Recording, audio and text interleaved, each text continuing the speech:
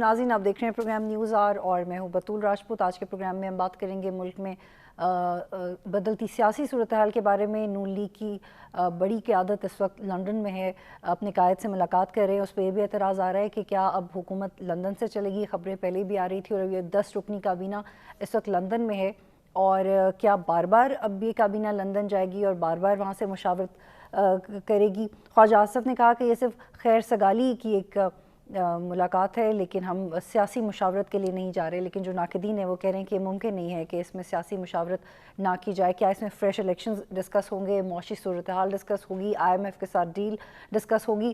یہ ابھی پتہ لگنا باقی ہے، لیکن آصف علی زرداری صاحب نے جو پریس کانفرنس کی ہے انہوں نے بہت واضح طور پہ کہا ہے کہ الیکٹورل ریفارمز پہ کام ہوگا اور اس کے بعد الیکشنز کروائے جائیں گے، اس کے بغیر الیکشنز ہو نہیں سکتے۔ لیکن سب سے بڑا سوال یہ اٹھتا ہے کہ الیکٹورل ریفارم سے اب کام کب کرنا شروع کریں گے؟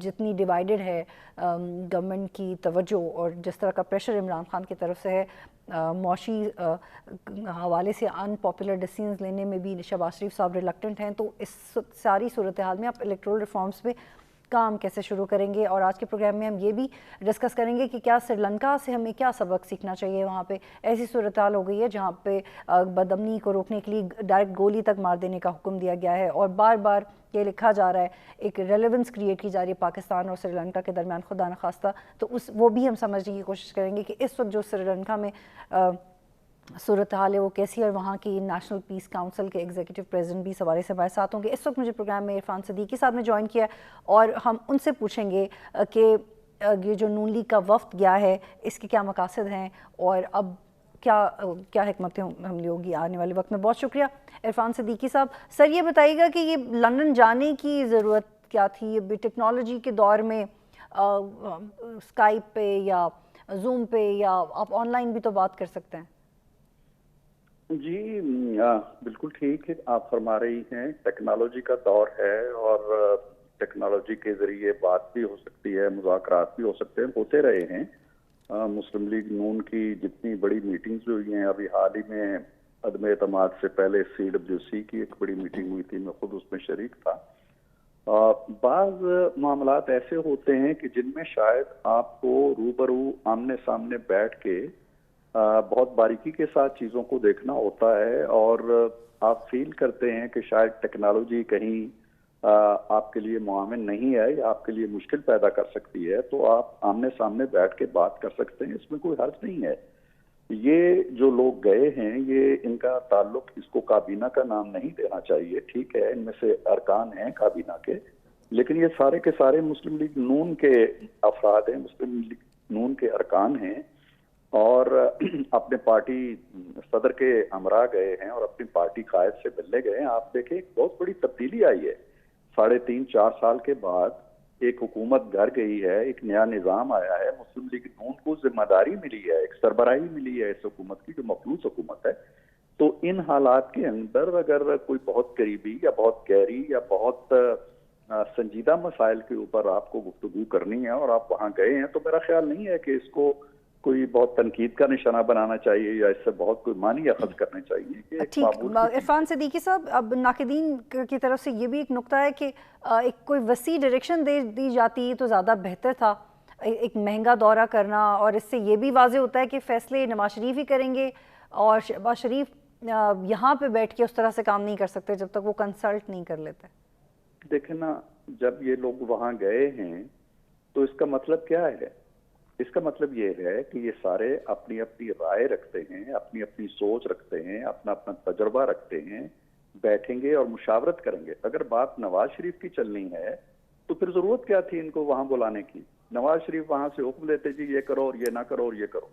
نواز شریف کے ساتھ میں نے 5 سال گزارے ہیں، ان کی حکومت کا حصہ رہا ہوں، مجھے معلوم ہے کہ وہ تمام فیصلوں میں کس قدر وسیع مشاورت کا اہتمام کرتے ہیں، اور یہ ایک مشاورت کا سسٹم ہے۔ اگر انہوں نے اپنا حکم چلانا ہوتا تو میرا خیال نہیں ہے کہ انہیں زحمت دینا پڑتی ان لوگوں کو آپ آئیں۔ وہ کبھی اپنا نقطۂ نظر دیتے بھی نہیں ہیں، وہ سب کا نقطۂ نظر سنیں گے اور اس کی روشنی میں اگر کوئی اپنی گائیڈ لائن دینی ہے تو دیں گے، اس کو مت سمجھیں کہ وہ کوئی آرڈر جاری کرنا ہے، اور آرڈر جاری کرنے کے بالکل صحیح بات کی آپ نے کہ زیادہ لوگوں کی اوپینین لینے کے بعد ایک اوپینین بنانی چاہیے، لیکن آپ کو نہیں لگتا کہ اگر وہ خود یہاں پہ آ جائیں گے تو اور بھی زیادہ لوگوں کی اوپینین لے سکیں گے اور ایک بہتر فیصلہ کر سکیں گے؟ جی یقیناً آئیں گے. یہ کس نے کہا ہے کہ وہ نہیں آئیں گے یا وہ آنا نہیں چاہتے؟ وہ یقیناً اپنے جو مسائل ہیں ان کے ذاتی اور ان کی صحت کے اور ان سے نپٹ کے وہ ضرور آئیں گے. انہوں نے کہاں جانا ہے؟ ٹھیک. عرفان صدیقی صاحب، یہ بھی ایک اعتراض ہے کہ آپ کی پارٹی کے نون لیگ کے اندر ایک دو گروپس بن چکے ہیں، ایک فریش الیکشنز فوراً چاہتا ہے، ایک گروپ نہیں چاہتا، تو آپ انڈیسائسو ہیں اس کو لے کے؟ دیکھیں، جب آپ دو گروپس کہتے ہیں نا تو یہ گروپ نہیں ہوتے ہیں. سچ نون لیگ تو وہ جماعت ہے جس کو آپ نے دیکھا ہوگا کہ 4 سال کے دوران جب سے پی ٹی آئی کی گورنمنٹ بنی ہے، صرف نواز شریف نشانہ نہیں بنے، صرف شریف فیملی نشانہ نہیں بنی، صرف مریم یا شہباز صاحب یا حمزہ نشانہ نہیں بنے. یہاں 20 ارکان ہیں جن کو جیلوں میں ڈالا گیا، جن کے خلاف مقدمہ کھڑا کیا گیا، جن کو تنگ کیا گیا. میرا بڑا معروف مقدمہ آپ کو یاد ہوگا کہ کرایہ داری کے نام سے مجھے جیل میں ڈال دیا گیا، اڈیالہ جیل میں. تو یہ اتنی سختیوں کے باوجود مسلم لیگ نون کے اندر کوئی گروپ نہیں بنا، ایک رکن ٹوٹ کے نہیں گیا. لہذا نون کے حوالے سے یہ کہنا جی 2 گروپ بن گئے یا 3 گروپ بن گئے، کوئی گروپ نہیں ہے. ہاں، رائے ہیں جو آپ یہ بات کہہ رہی ہیں، یہ بالکل ٹھیک کہہ رہی ہیں. ٹھیک. عرفان صدیقی صاحب، کیا نون لیگ اب اس پریشر میں ہے کہ وہ عمران خان کو جو ہٹایا اس کے بعد جو پورا ایک فائنینشیل برڈن ہے ہم اس کو ہینڈل نہیں کر سکتے، اور خاقان عباسی کا ایک پوائنٹ تھا شروع سے، اب وہ سب آہستہ آہستہ کہہ رہے ہیں؟ جی، آپ بالکل ٹھیک کہہ رہی ہیں. یہ ایک نقطۂ نظر ہے جو آج مریم نے بھی اپنی ثوابی کی تقریر میں بھی کہا ہے کہ ہم غلاظت کا یہ جو ٹوکرا ہے نااہلی کا اور ناکارکردگی کا، اس کو کہاں تک اٹھائے پھریں گے. یہ ایک نقطۂ نظر ہے کہ جب خان صاحب یہ طے کر کے آئے ہیں کہ 80 روپے ہم نے بڑھانے ہیں پیٹرول کے یا 90 روپے بڑھانے ہیں، تو ہم اب یہ الزام اپنے سر کیوں لیں اور اپنے لیے کانسٹیٹوئنسیز کے اندر مسائل کیوں پیدا کریں. یہ ایک سوچ ہے. دوسری سوچ یہ ہے کہ جوں کر کے ہمیں انتخابی اصلاحات کرنی چاہیے جو ضروری ہیں اور فوری طور پہ کرنی چاہیے. جو اور آپ کو نہیں لگتا کہ وقت ضائع ہو رہا ہے اور اب جو حکومت کی توجہ ہے وہ دوسری چیزوں کی طرف ہے؟ جی، حکومت کی توجہ یقیناً دوسری طرف ہونی چاہیے کیونکہ وہ حکومت ہے. حکومت نظر انداز نہیں کر سکتی کہ پنجاب کے اندر کیا ہو رہا ہے. حکومت نظر انداز نہیں کر سکتی کہ کس طرح ایک منتخب وزیر اعلیٰ. تو پھر شاید اسی لیے آصف علی زرداری صاحب کو کہنا پڑا کہ میں نے نواز شریف کو سمجھایا ہے، انہوں نے سمجھایا کا لفظ استعمال کیا. تو اس پاکستان پیپلز پارٹی اور Asif Ali Zardari calling the shots? نہیں، یہ میرا خیال ہے کہ وہ زرداری صاحب کی لینگویج کا بعض اوقات ایشو ہوتا ہے. سمجھایا کہ فوراً بعد انہوں نے اس کی تصحیح بھی کی ہے کہ ان سے بھی ان پٹ لی ہے اور ان سے مشاورت لی ہے. اس کے لیے وہ سمجھایا کا لفظ استعمال نہیں کیا انہوں نے. تو ان چیزوں میں نہیں جانا چاہیے. یہ ایک مخلوط حکومت ہے، آپ کو معلوم ہونا چاہیے. زرداری صاحب میجر پارٹنر ہیں اس حکومت کے. مسلم لیگ نون اس کی قیادت کر رہی ہے اس حکومت کی. 10-12 دوسری جماعتیں ہیں چھوٹی بڑی. تو یہ فیصلے تو مل جل کے ہوں گے نا. کوئی ایک پارٹی میاں صاحب وہاں فیصلہ نہیں کر سکتے، نہ زرداری صاحب یہاں فیصلہ کر سکتے ہیں. مشاورت ہوگی، وہ لوگ آئیں گے، یہاں بھی مشاورت ہوگی، پھر جو بھی فیصلہ ہوگا وہ سب مل جل کے کریں گے. ادروائز تو یہ حکومت ایک دن کے چلنے کے لیے نہیں ہے نا. اگر ایک پارٹی، چھوٹی سی پارٹی بھی الگ ہو جائے تو حکومت تو ٹوٹ جائے گی، اس کے تو ارکان پورے نہیں رہیں گے. ٹھیک ہے، بہت شکریہ عرفان قادر صاحب ہمیں پروگرام میں جوائن کر رہے تھے. ناظرین، یہاں پہ ایک بریک لیتے ہیں، پھر واپس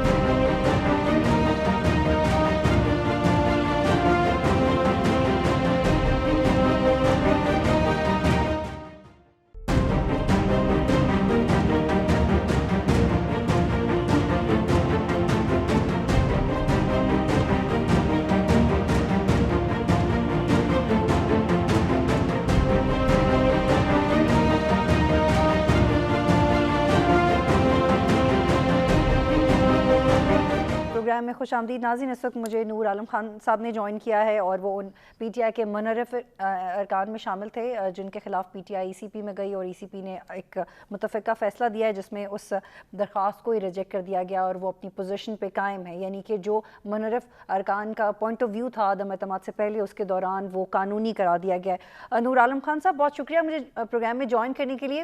مجھے بتائیے گا کہ آپ کے وکیل کا یہ موقف تھا کہ آپ اب بھی پارٹی کا حصہ ہیں اور آپ نے عدم اعتماد میں بھی اس طرح سے ووٹ نہیں دیا تھا، تو اب آپ کس پارٹی میں جائیں گے اور آپ جیسے مزید جو منحرف अरकान थे, उनका मुस्तकबिल किस तरह से देखते हैं आप? बिस्मिल्लाहिर्रहमानिर्रहीम, शुक्रिया जी। एक तो ये मुनहरिफ लफ्ज से मुझे इसलिए वो होता है कि मुनहरिफ वो बंदा होता है जब वो कोई पार्टी के खिलाफ वोट डाल लेता है या वो, तो हमें तो जो वहां से लेटर आया था कि आप एब्सटेन करें, हमने एब्सटेन कर दिया, ठीक है। अब ये है कि अब ये कहते हैं वो हम नहीं बन सकते जो ये कहते हैं, मतलब कि सिट स्टैंड या हमारी तबीयत पे आप पानी भी पियो, खाना भी खाओ, घूमो फिरो, वो हम नहीं वो करते, हमारी अपनी वो है।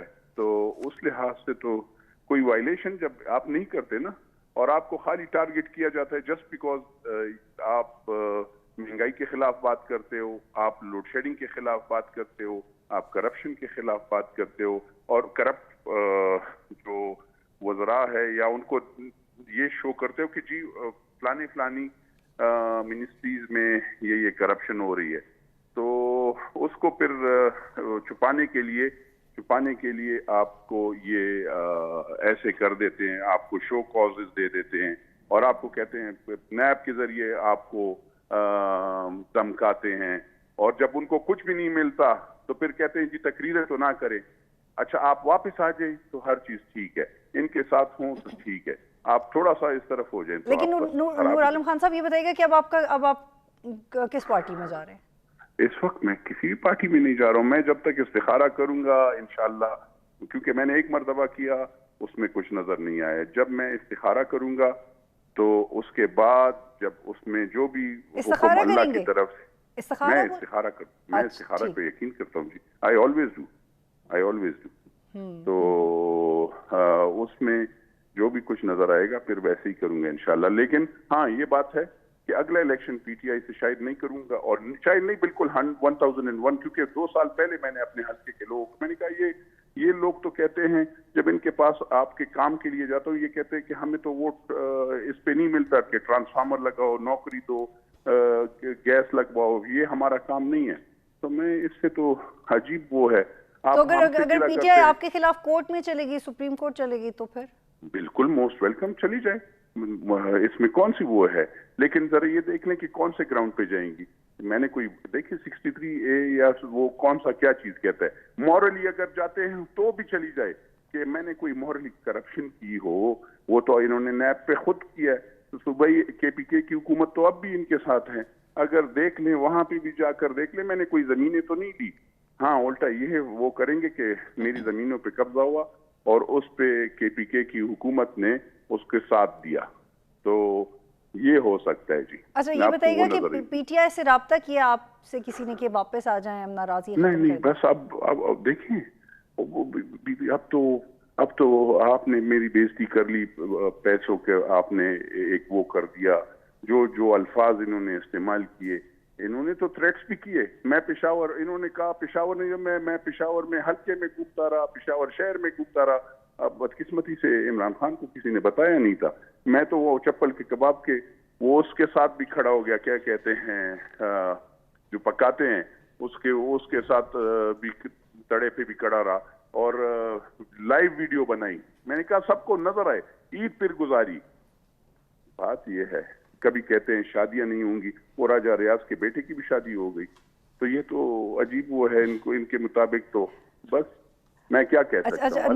नूर आलम खान साहब ये बताइएगा कि जब आप अपने हल्के में जाते हैं तो आपके वहाँ पे लोग आपका किस तरह से, आप उनका एटीट्यूड क्या होता है आपके साथ? क्योंकि इन्होंने तो ये भी कहा था कि हल्के में जाएंगे तो फिर लोग आगे से मैंने तो अर्ज यही किया ना कि मैं हल्के में तो मैं गया था, मुझे तो लोग ये देखें, लोग अल्हम्दुलिल्लाह, मैं कोई पीटीआई की वजह से नहीं, मैं उससे पहले भी है मैंने बना था, और दूसरी बात ये है मैं वहाँ पे जद्दी पुश्ती पिछले 200-300 साल से मेरा खानदान है, मैं वहाँ पे मेरी जमीनें हैं, मेरा घर है, और वो भी मैं मतलब गिफ्टेड नहीं है लोगों की तरह, किसी को गिफ्टेड जो हुआ होता है नहीं, मुझे मेरे वालिदैन से मिला हुआ वो वाला है। लोगों को तो बीवियां लंदन उस तरफ से आकर भेज देती है, मुझे मेरा वो है। तो और अगर किसी को बहुत शौक है अगले इलेक्शन मेरे खिलाफ लड़ ले तो फिर पता चल। ठीक है नूर आलम खान साहब ये बताइएगा कि अगर इस्तिखारा मौलाना फजल रहमान की पार्टी के हक में आ गया तो किसी का भी आ जाए, मैंने आपको बताया ना, अगला इलेक्शन पहले अगर जिंदा रहा तो इंशाल्लाह, मैंने आपको बताया कि मैं उसकी वजह ये है कि अगला इलेक्शन वो जब वक्त आएगा, क्योंकि अभी तो इस वक्त तो मैं पीटीआई का हूँ MNA, लेकिन इन्होंने क्योंकि जो बेइज्जतियां कर ली, तो इसके बाद तो अगला इलेक्शन हमारा कैसे बनेगा। ठीक है, बहुत शुक्रिया नूर आलम खान साहब, हमें प्रोग्राम में ज्वाइन कर रहे थे। नाज़रीन, यहाँ पे एक ब्रेक लेंगे, फिर वापस आते हैं।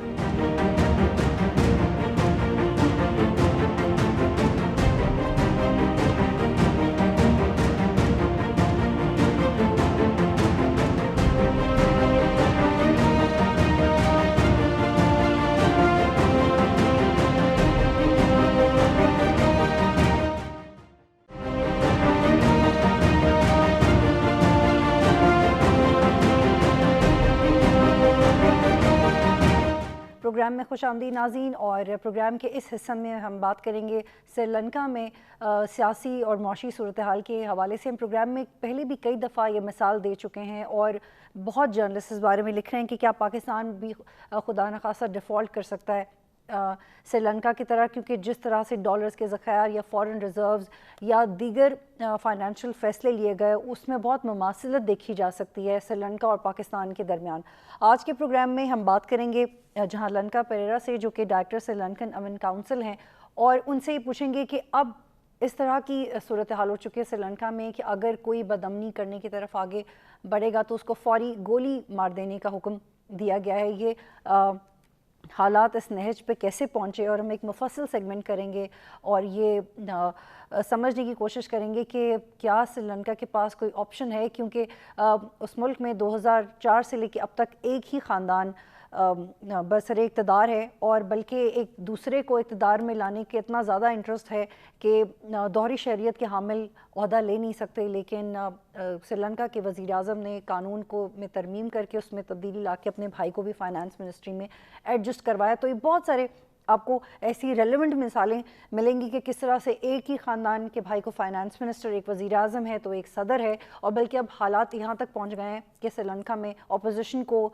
पावर शेयर करने का फार्मूला भी सजेस्ट किया जा रहा है। लेकिन ओपोनेंट्स और अवाम में ये रुझान है कि प्रेसिडेंट जब तक रिज़ाइन नहीं करेंगे कुछ हालात बेहतर नहीं हो सकते। इस हवाले से मज़ीद समझने के लिए हम गुफ्तगू करेंगे लंका साहब से, हमारे साथ हैं।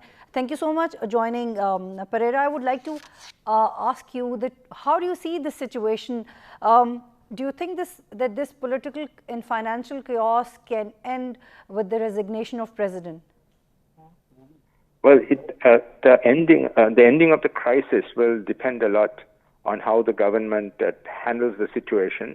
One very important factor will be ultimately the president will have to step down, because that has been the demand of the protesters who have been now protesting for over a month, that the president as well as the government sort of steps down, and that an interim government be formed. Now the president has indicated that he is willing to do this, in which case the prospects for recovery will improve considerably. But it's still going to be a long task, uphill journey, because Sri Lanka has to also find enough financing to repay its loans and to import very essential goods to the country, such as foodstuffs, medicine, and especially fuel, petrol, diesel, and cooking gas. These are all in short supply. And we have gone to the IMF, who have told us that it will take at least 6 months for them to give us the finance that we need. And for that, we need to first show that we have a stable government and that we have a plan to repay our debts also. So for the next 6 months, the situation is going to be very uncertain, difficult for Sri Lanka, and we will need to rely a lot on our international friends, government, to provide us with the bridging finance. And do you think that Sri Lanka is getting a response? Is it getting a positive response from any of the neighboring countries or other countries? Yes, it has got. It's got a very positive response from Bangladesh. Bangladesh has already lent us about, I think, $600 million, and also from from India. India has also been very generous to Sri Lanka, and I think has given us about $3 billion worth of credit at this time. But the question is whether they can continue to do this. So because India and Bangladesh are also not very rich countries, so they simply can't give giving loans to Sri Lanka. So we need support from Western countries and from Japan, and that has still not been very forthcoming. Pereira, I would hold you here, and I want you to simplify this, that it is very easy to say that there is nothing to eat, people are starving, there was a very intricate hierarchy in the government, and there was a greed of just getting all the all the departments within your family. But for you, who is the prime responsible for this chaos? Who was responsible for this $51 billion loan on Sri Lanka? Well, the government in charge at this time is primarily responsible for the crisis that we are facing now, because they knew about that. They knew we were heading into this crisis, and they did not take action. This government was elected about 2.5 years ago, and one of the first things that the new president did was he cut taxes by virtually half, because he was facing an election. The general election was to follow the presidential election, and they wanted to win the general election, so they cut taxes by half and halved our tax revenues. Then secondly, he decided that Sri Lanka should become an organic farming country, and he decided to do that overnight, the next day. So we banned all our chemical fertilizer, which is absolutely necessary if you are using hybrid crops, which which is commonly used now in the world. So that meant our agricultural production dropped also by half. So, and then the government, although it knew that we had to now finally go to the IMF, for 2 years they dragged their feet and didn't go to the IMF, saying that the IMF will impose very strict conditions on us. So this government is primarily to blame, but the problem has actually been evolving over the decades where Sri Lanka was living beyond its means, borrowing from the international community to consume, and also to spend money on very useless white elephant projects, big projects, which are useless, like building the tallest tower in South Asia, which is empty today, building highways to desolate places simply because the Prime Minister lives in that area. And then they also were very, very corrupt. So this is, of course, a common problem, common to all governments. But this government in particular has to take the responsibility because it is in power at this time. And so how do you see the role of media and judiciary in this situation? Are they free to do their jobs there? Well, the media, until very recently, the media has been supportive of the current government, even though the current government has been doing a lot of wrong and bad things, because there is a nexus, patronage, links between the government and much of the private media. The private media has been keeping very quiet and not exposing the bad things the government has been doing. But there has been a section of the media that has been willing to be more independent, and they have brought out a lot of the truth. And also, the government has not found it possible to control the social media. A lot of information has come out on the social media, and in fact, that's why the government is really in trouble. As for the judiciary has been fairly independent, but when it comes to corruption cases or criminal cases against the ruling politicians, then the judges tend to be very weak at this time. Pereira, I really want to know that how do you see this fact? This is very interesting that a family is ruling a country since years, and when the 26-member cabinet resigned en masse, but still the family members of Paksa family, they're still there, they're ruling, they are not leaving their chairs. Why are they still doing this? No, there were about 7 of them in the government, and those 7 controlled about 75% of the national budget. Now, of the 7, only 1 is remaining. They were very popular because they are very charismatic politicians, and they were very nationalist also. Nationalist in an ethnic sense, a narrow ethnic sense, meaning that Sri Lanka is a multi-ethnic, multi-religious country, but they favor the majority group, the Sinhalese who are Buddhists, and they have played that card very well, so that the Sinhalese people think that they are the saviors of the Sinhala race and will protect Sri Lanka from the Pereira, minorities. my last question to you is how you're heading this peace council. What is the expectation of your council? What are you expecting? What this council is going to do? Yeah.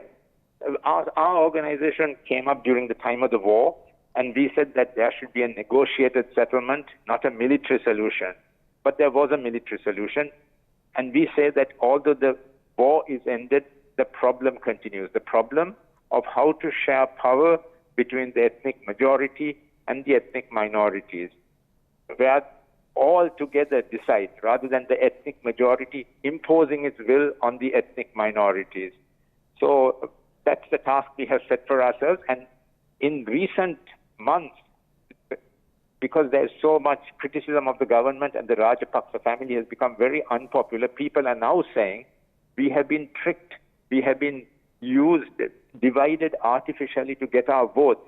We will not be tricked by racism in the future. So that is a positive sign. Thank you so much, Pereira, for joining in the show. Nazeen program dekhne ka shukriya. Allah Hafiz.